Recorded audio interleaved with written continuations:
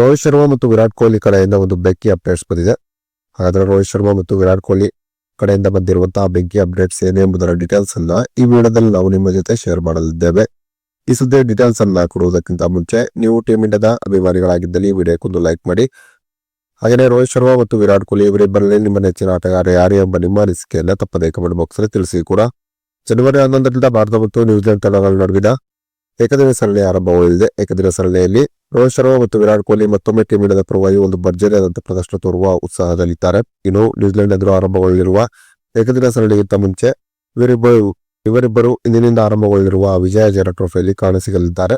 ರೋಹಿತ್ ಶರ್ಮಾ ವಿಜಯ ಹಜಾರೆ ಟ್ರೋಫಿಯಲ್ಲಿ ಮುಂಬೈ ತಂಡದ ಪರವಾಗಿ ಕಣಕ್ಕಿಳಿಯಲಿದ್ದಾರೆ. ವಿರಾಟ್ ಕೊಹ್ಲಿ ಡೆಲ್ಲಿ ತಂಡದ ಪರವಾಗಿ ಕಣಕ್ಕಿಳಿಯಲಿದ್ದಾರೆ. ಇನ್ನು ಡೆಲ್ಲಿ ತಂಡ ವಿಜಯ ಹಜಾರೆ ಟ್ರೋಫಿಗಾಗಿ ಸ್ಕ್ವಾಡ್ ಅನ್ನು ಕೂಡ ಅನೌನ್ಸ್ ಮಾಡಿದೆ.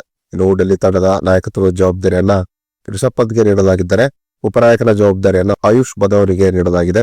ಇನ್ನು 15 ವರ್ಷಗಳ ನಂತರ ವಿರಾಟ್ ಕೊಹ್ಲಿ ವಿಜಯ ಹಜಾರೆ ಟ್ರೋಫಿಯಲ್ಲಿ ಆಡುತ್ತಿದ್ದಾರೆ. ಹೀಗಾಗಿ ವಿಜಯ ಹಜಾರೆ ಟ್ರೋಫಿಯಲ್ಲಿ ವಿರಾಟ್ ಕೊಹ್ಲಿ ಯಾವ ರೀತಿಯಾದ ಪ್ರದರ್ಶನ ತೋರುತ್ತಾರೆ ಎಂಬ ಕುತೂಹಲದಲ್ಲಿ ಕ್ರಿಕೆಟ್ ಅಭಿಮಾನಿಗಳಿದ್ದಾರೆ. ಇನ್ನು ಟೀಮ್ ಇಂಡಿಯಾದ ಟಿ20 ನಾಯಕನಾಗಿರುವಂತಹ ಸೂರ್ಯಕುಮಾರ್ ಯಾದವ್ ಮತ್ತು ಶೋಭ್ ದುಬೆ ಕೂಡ ಜನವರಿಯಲ್ಲಿ ಮುಂಬೈ ತಂಡದ ಪರವಾಗಿ ವಿಜಯ ಹಜಾರೆ ಟ್ರೋಫಿಯನ್ನು ಆಡುವ ಸಾಧ್ಯತೆ ಇದೆ. ಹಾಗೆಯೇ ಪಂಜಾಬ್ ತಂಡದ ಪರವಾಗಿ ಶುಭ್ಮನ್ ಗಿಲ್, ಅಭಿಷೇಕ್ ಶರ್ಮಾ ಮತ್ತು ಹರ್ಷದೀಪ್ ಸಿಂಗ್ ಈ 3 ಜನರು ಕೂಡ ವಿಜಯ ಹಜಾರೆ ಟ್ರೋಫಿಯಲ್ಲಿ ಕಾಣಸಿಗಲಿದ್ದಾರೆ. ಹೀಗೆ ಟೀಮ್ ಇಂಡಿಯಾದ ಸ್ಟಾರ್ ಆಟಗಾರರು ಸದ್ಯ ನಡೆಯುತ್ತಿರುವಂತಹ ವಿಜಯ ಹಜಾರೆ ಟ್ರೋಫಿಯಲ್ಲಿ ಆಡುತ್ತಿರುವುದು ಟೀಮ್ ಇಂಡಿಯಾದ ಅಭಿಮಾನಿಗಳಿಗೆ ಖುಷಿಯನ್ನು ನೀಡಿದೆ ಅಂತಾನೆ ಹೇಳಬಹುದಾಗಿದೆ.